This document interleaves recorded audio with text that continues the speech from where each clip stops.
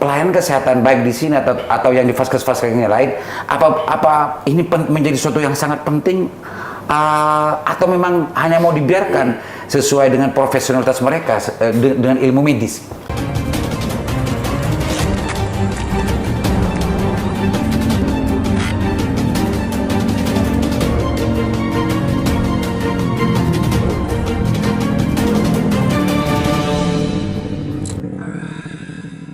Assalamualaikum warahmatullahi wabarakatuh. Kembali berjumpa dengan saya di Haisam Rabu.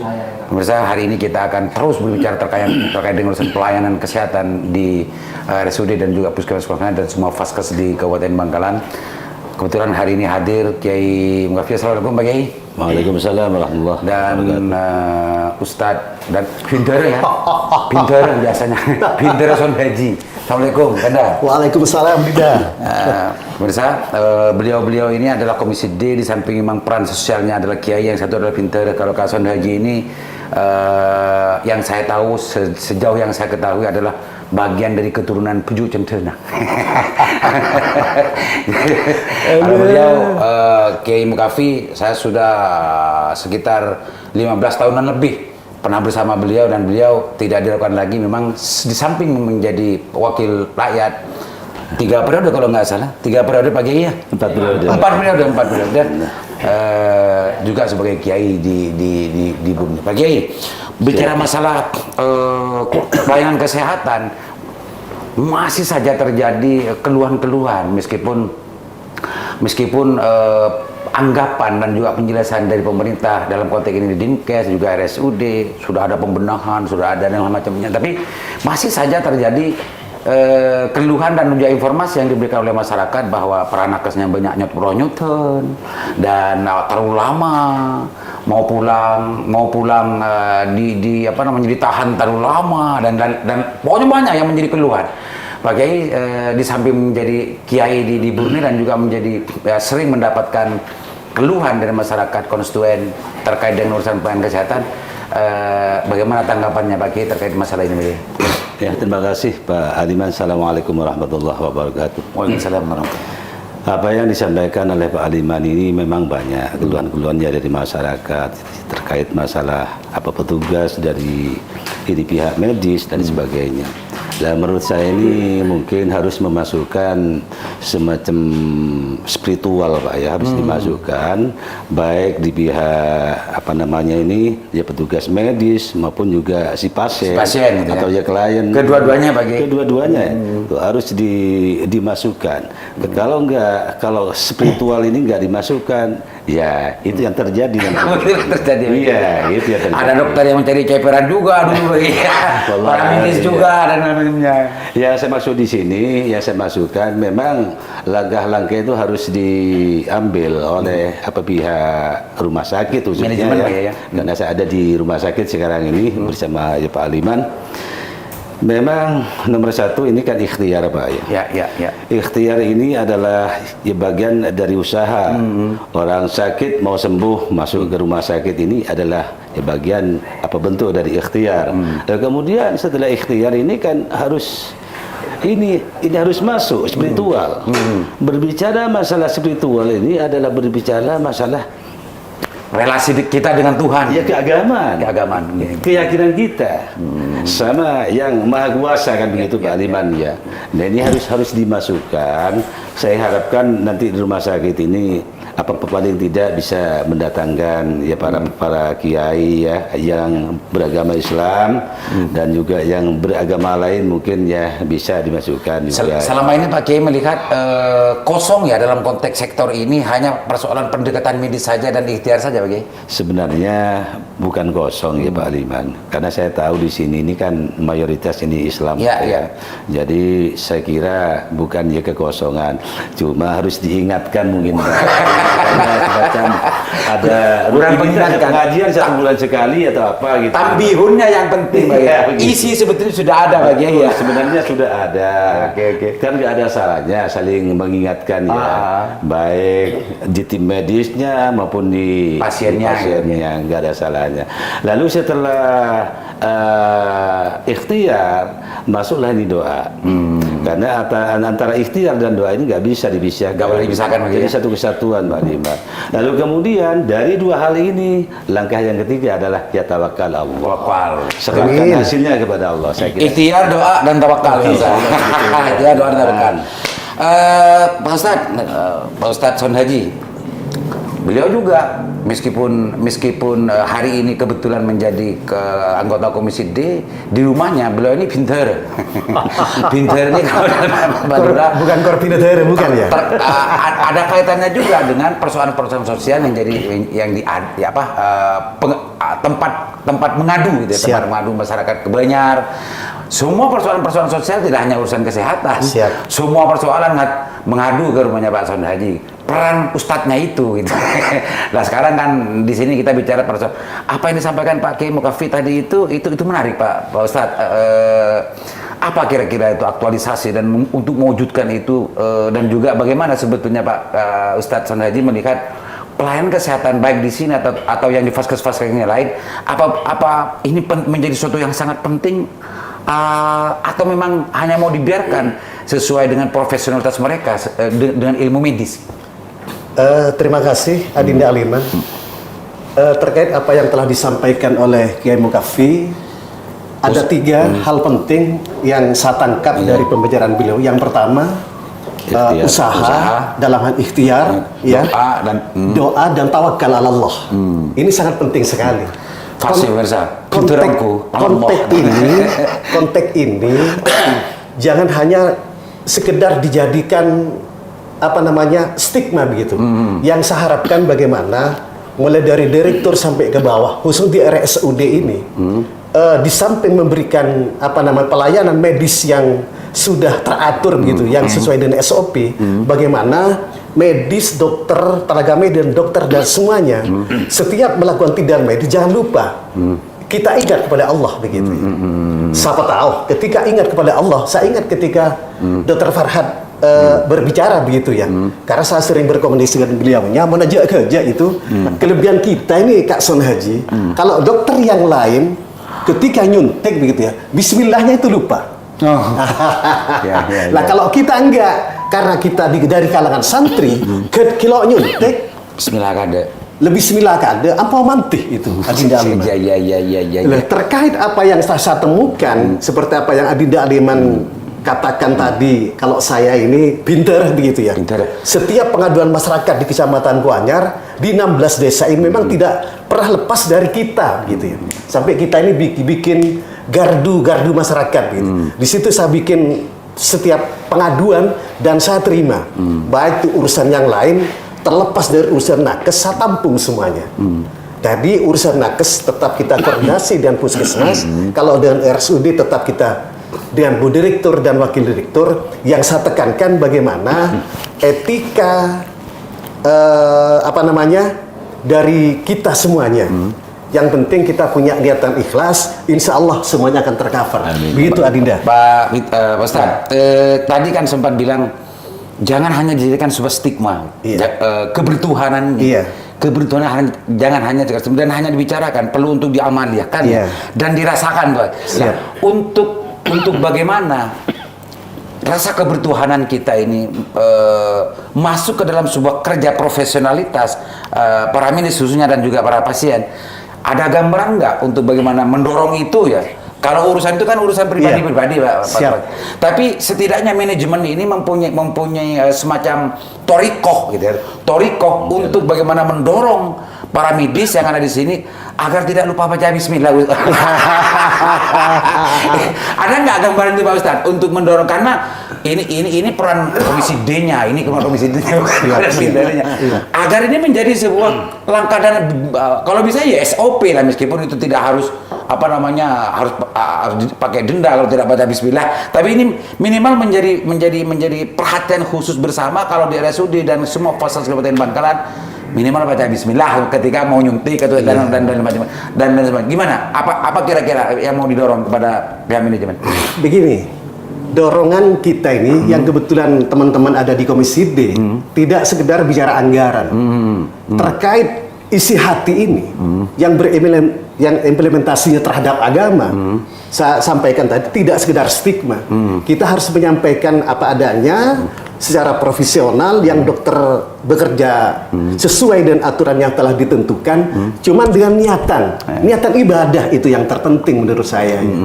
Juga yang lain ke bawahnya, kalau pimpinannya sudah punya niatan yang seperti ini, saya yakin mulai akan ikut ya, ke bawah akan ikut bersamanya. Demikian Dida. Oke. Ya. Ini menarik pemirsa. Sudah ada keyakinan kalau pimpinannya sudah mau mulai dan menjadi uswah, menjadi imam dalam konteks ini untuk melakukan semacam, maka anak buahnya akan sedikit demi sedikit ikut meskipun tidak semuanya.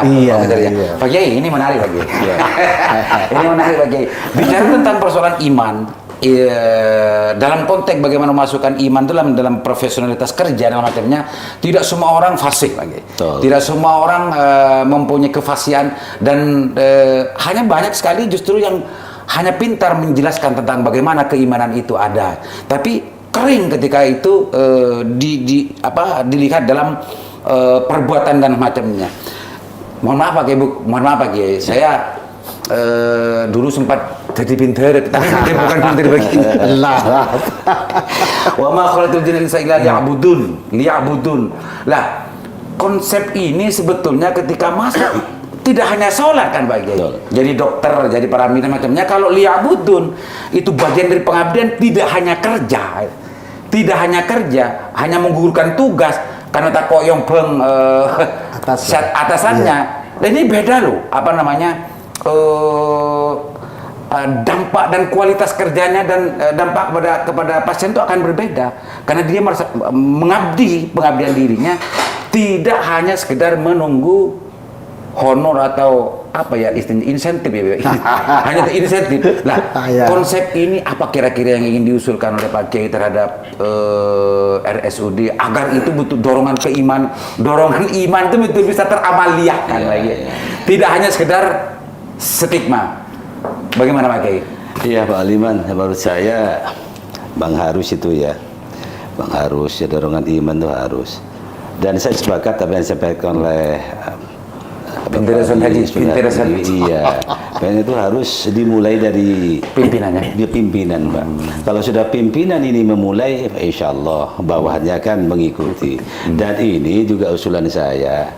Ya kembali ke masalah itu Pak Aliman ya, nggak ada salahnya juga lah pihak rumah sakit ini mendatangkan ya para apa ini ulama, para kiai, dai dan sebagainya, ya pengajian rutin di dalam 1 bulan sekali. Ini untuk apa Pak Aliman? Ini untuk mengisi spiritualnya. Catat pemirsa, ini usulan. Yang bicara tidak hanya kiai ini pemirsa.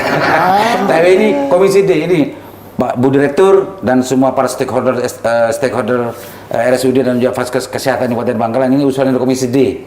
Komisi D penting untuk mengadakan pendalaman spiritual. Betul Pak. Betul. Apakah itu 1 bulan atau 2 bulan atau 1 minggu, terserah Pak Kiai ya. Yang penting istiqomah lah. Tapi catatan istiqomah. Ini dalam rangka untuk bagaimana tidak hanya urusan profesional medik, betul, tapi ada sentuhan spiritual, ya, spiritual ya. Oke. Kalau hanya dibiarkan begitu saja, ya begitu adanya. Ya gitu-gitu aja. Gitu-gitu aja. Makanya itu bentuk keseriusan Pak Kiai ya. Kalau manajemen melakukan kegiatan periodik semacam itu. Betul. Kalau tidak, ya itu berarti hanya stigmato kan. Ini catat pemirsa, ini catat. Dan saya akan pantau setelah acara ini dan ini tayang dan didengarkan oleh pihak RSUD 1 bulan ke depan, dan akan saya pantau ada nggak perubahan Pak Liman. Ada nggak usulan dari Pak Kiai Mokafi dan juga Kak Pinteresan Haji ini diimplementasikan dalam rangka bagaimana memaksimalkan pelayanan kesehatan di RSUD dan juga di puskesmas. Pak Kiai, Kak Sonaji dulu. Kak Sonaji, terkait dengan urusan pelayanan kesehatan dan yang lain-lain, kita sudah sering kita bicara kalau urusan punishment dan juga urusan reward dan punishment itu urusan akalan. Dan sekarang kita karena memang beliau-beliau ini kebetulan di Komisi D dan juga kehidupan sehariannya adalah kiai dan pinter, maka unsur spiritual perlu untuk dimasukkan ke dalam pelayanan kesehatan. apa yang ingin disampaikan lebih tegas lagi oleh Kak Binter Sound-Haji sebagai closing statement terkait dengan urusan ini, atau warning dari Kak Sound-Haji kepada RSUD atau kepada Dinkes kalau ini tidak dilaksanakan atau bagaimana dan bagaimana? Silakan Pak Kiai. Terima kasih Adinda Liman. Menurut saya yang terpenting dari semua apa yang telah kita bicarakan, esensinya adalah akhlakul karimah. Jadi ketika kita masuk dan berbicara spiritual, berbicara semakin ke dalam, yang terpenting semuanya adalah akhlakul karimah. Jadi mulai dari bawah sampai ke atas, ketika kita ini akhlakul karimah yang dipakai, fa insya Allah antara pasien dan atasan, direktur dan semuanya, terlebih keluarga pasien yang sering banyak dirugikan oleh RSUD, kan beritanya seperti itu. Banyak hal-hal negatif yang seperti ini. Karena mereka tetap beranggapan ketika masuk ke RSUD, masuk kepengennya langsung sembuh begitu. Satu yang kepikiran ketika mereka bicara keuangan, mereka sudah tidak mampu lagi. Akhirnya dan adanya UHC yang telah teman-teman sepakati bersama di Banggar, saya terima kasih banyak. Lepas dari itu semuanya, closing statement dari kita adalah akhlakul karimah. Demikian Adinda Liman. Makasih banyak Kak Binter Sound-Haji atas sarannya, dan kita bersama-sama nanti usulan dari Kak Sound-Haji untuk bagaimana spiritualitas itu betul-betul menjadi unsur dari pelayanan kesehatan Kabupaten Bangkalan. Kita kawal bersama.